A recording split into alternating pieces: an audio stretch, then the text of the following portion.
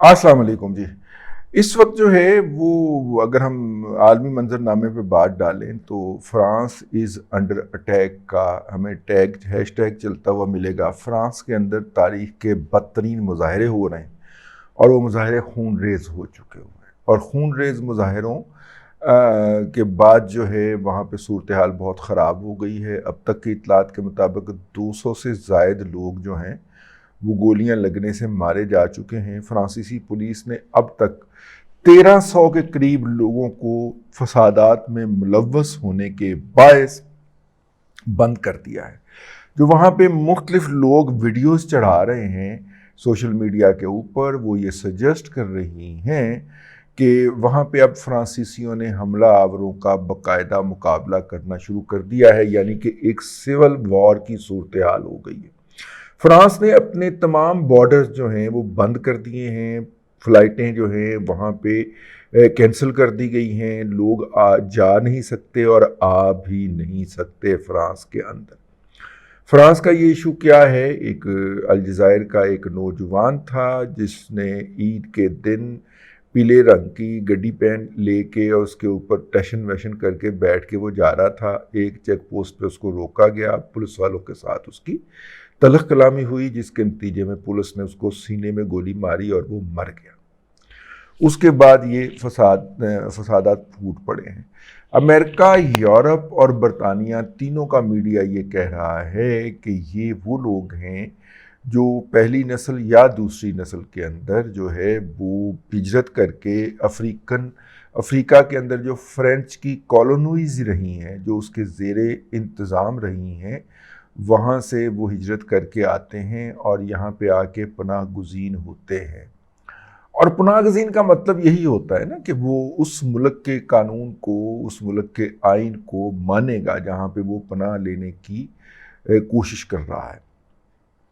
اور ان کے ہاں مذہب کو سیاست سے نکالے جانے کے بعد، ریاست سے نکالے جانے کے بعد، اب ان کے لیے ان کا جو مذہب ہے وہ دو چیزیں رہ گئی ہیں، ایک چیز ہی رہ گئی ہے، ان کا آئین ہے۔ ویسے غیر روایتی طور پہ وہ دو چیزوں کو مذہبی جوش و خروش کے ساتھ پرفارم کرتے ہیں۔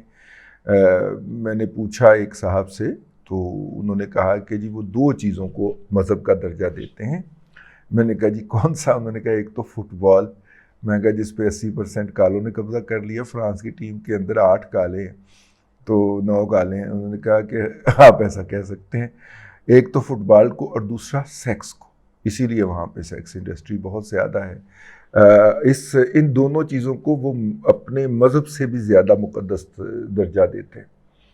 اچھا، لیکن مسئلہ یہ ہے کہ یہ لوگ جو وہاں پہ پہنچے ہیں، ان کا احتجاج اس کے اوپر ہے کہ ہمیں تعلیم میں، ہمیں پھر جابز کے اندر، پھر مہارتیں سکھانے میں جان بوجھ کے پیچھے رکھا جاتا ہے، اور یہ فرانس کے اندر اور یورپ کے اندر بہت بڑی بحث ہے۔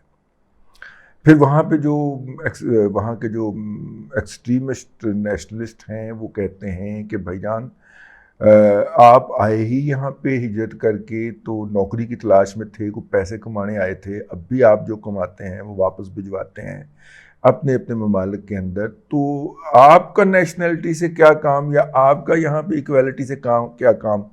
کمائیں اور واپس جائیں۔ ٹھیک ہے، یہ وہاں کے ایکسٹریمسٹ کہتے ہیں۔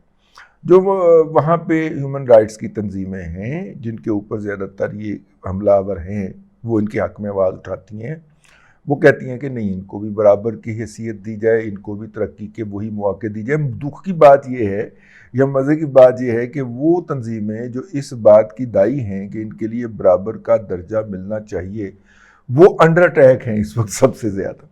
اچھا، یہ والا معاملہ جو تھا، یہ چارلی ہیبرو نے جب نبی کریم صلی اللہ علیہ وآلہ وسلم کے کارٹون چھاپے تھے تو اس وقت بھی لائم لائٹ میں آیا تھا، فوکس میں آیا تھا، اور جو تھا اس کے اوپر دنیا بھر سے احتجاج ہوا۔ فرانس نے اس احتجاج کی پرے کا کے برابر بھی اہمیت نہیں دی، اور انہوں نے کہا کہ جی یہ ہمارا قانون ہے اور یہ قانون ایسے ہی رہے گا۔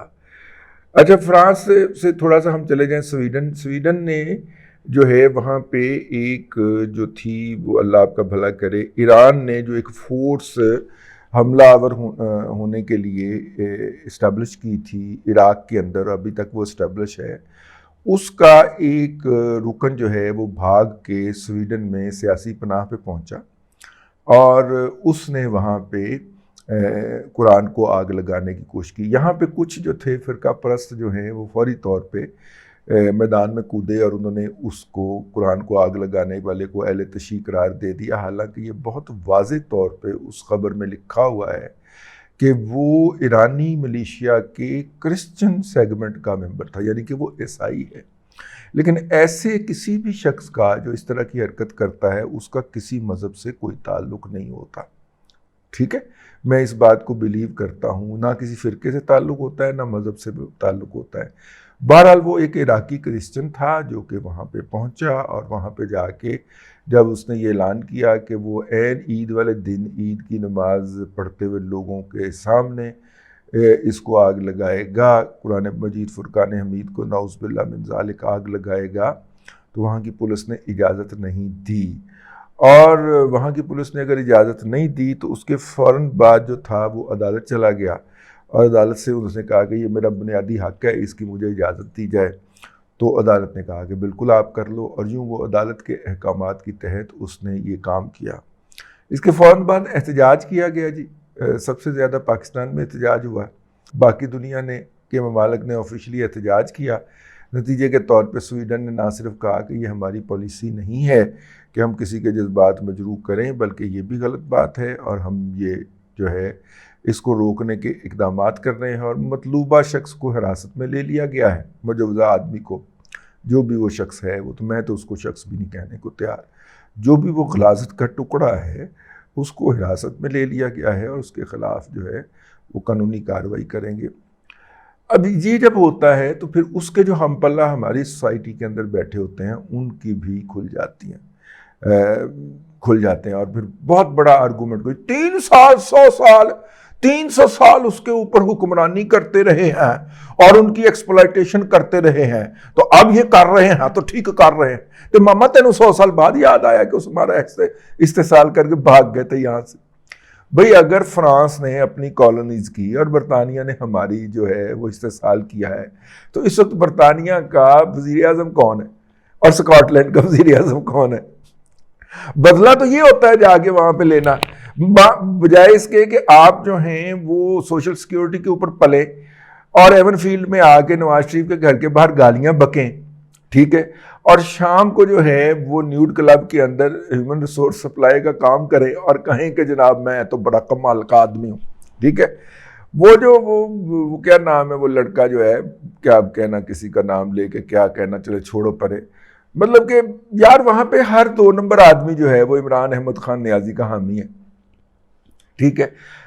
ہر وہ خاتون جو ہے جو بھائی کی بیوی بن کے برطانیہ پہنچی ہوئی ہے وہ ایون فیلڈ احتجاج کرنے آئی ہوتی ہے، سوشل سیکورٹی، مطلب یہ تو نہ کرے۔ آپ وہاں پہ جا کے دیکھیں اسکاٹ لینڈ کے اندر ایک میاں چنو کا فرزند جو ہے اس کا صاحبزادہ پرائم منسٹر بن گیا یار وہاں پہ، ٹھیک ہے۔ یہ انتقام ہوتا ہے، انتقام یہ ہوتا ہے کہ وہاں پہ جا کے آپ فرانس کی ٹیم کے اندر سلیکٹ ہو جائیں اور میرٹ کے اوپر سلیکٹ ہوں۔ بھائی انہوں نے ورلڈ کپ کے فائنلسٹ تھے وہ، تو آپ فرانس کی ٹیم جو ہے اس کے اندر سلیکٹ ہو جائیں اور سلیکٹ ہو کے تو فائنلسٹ تھے، سیمی فائنلسٹ تھے، بہرحال اچھے لیول پر پرفارم کیا تھا انہوں نے۔ تو افریقن ہیں وہ بیشتر ان کے ممبران جو ہیں، یہ وہ لوگ تھے جنہوں نے وہاں پہ جا کے اسٹڈی کی نا۔ لیکن یہ جو فسادات کر رہے ہیں، یہ جو کبھی مذہب کے نام کے اوپر کبھی کسی نام کے اوپر، یہ بیسیکلی وہ حرام خور لوگ ہیں جو کہ کام نہیں کرنا چاہتے، بیٹھ کے سوشل سیکیورٹی کھاتے ہیں۔ برطانیہ نے کیا کہ جناب چلو تسی ہماری طرف جو آئے ہوئے پاکستان سے حرام خور ہیں ان کو موقع فراہم کر دیا کہ آپ ایون فیلڈ کے بعد جا کے بک بک کر لیا کریں، ٹھیک ہے۔ اور ان کے پاس کوئی گیا نہیں ہمارا لیڈر جس کے باہر جا کے تو مظاہرے کروا کے تو ان کا وہ کر دیتے، تو خیر وہ ہے۔ دیکھیے بات یہ ہے کہ آپ نے برطانیہ سے اپنی 300 سالہ غلامی کا بدلہ لینا ہے، فرانس سے اپنی 300 سالہ غلامی کا بدلہ لینا افریقیوں نے، تو فوج بنائیں، میزائل سے مسلح کریں اس کو، ایٹمی وار ہیڈ لگائیں اور فرانس پہ حملہ کریں، ٹھیک ہے۔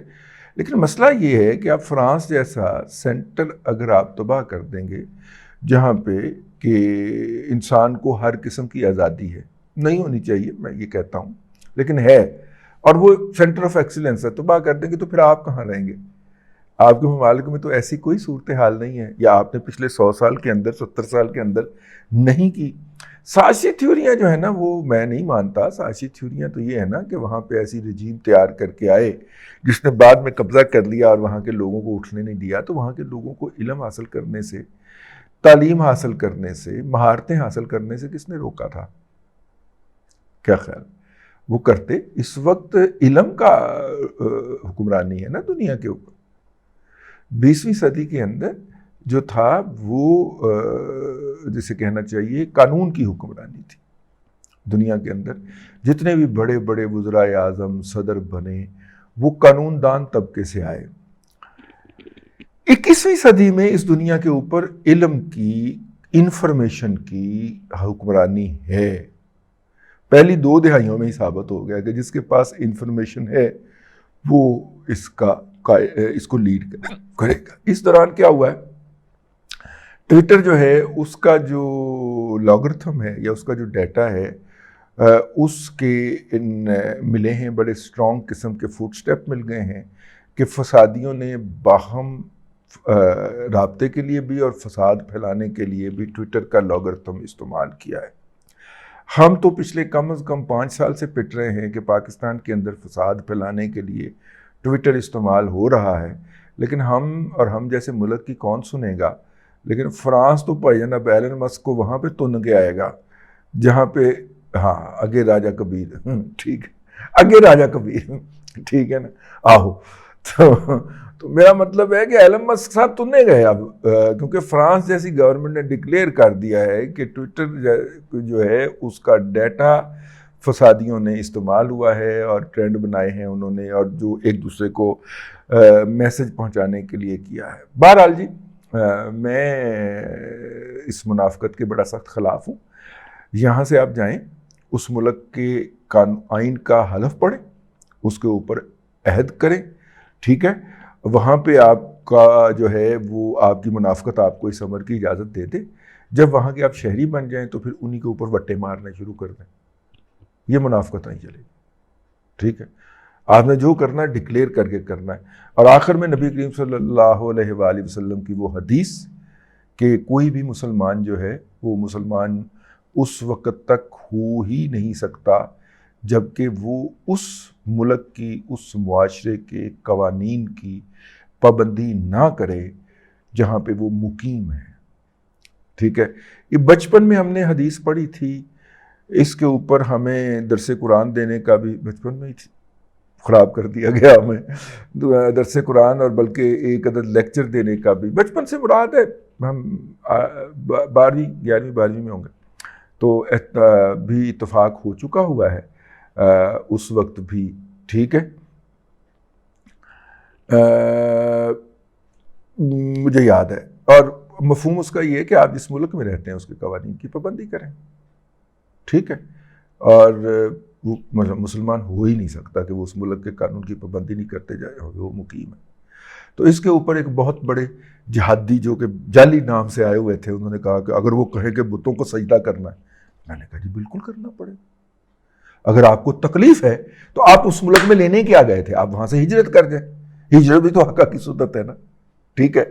تو بہرحال مزید اس پہ باتیں ہو سکتی ہیں لیکن وقت کم ہے، اب تک کے لیے اتنا ہی۔ اگلے ولاگ کے اندر پھر حاضری ہوگی۔ اللہ تبارک و تعالیٰ آپ کو آسانی عطا کرے اور آسانیاں خلق خدا میں تقسیم کرنے کی توفیق عطا کرے۔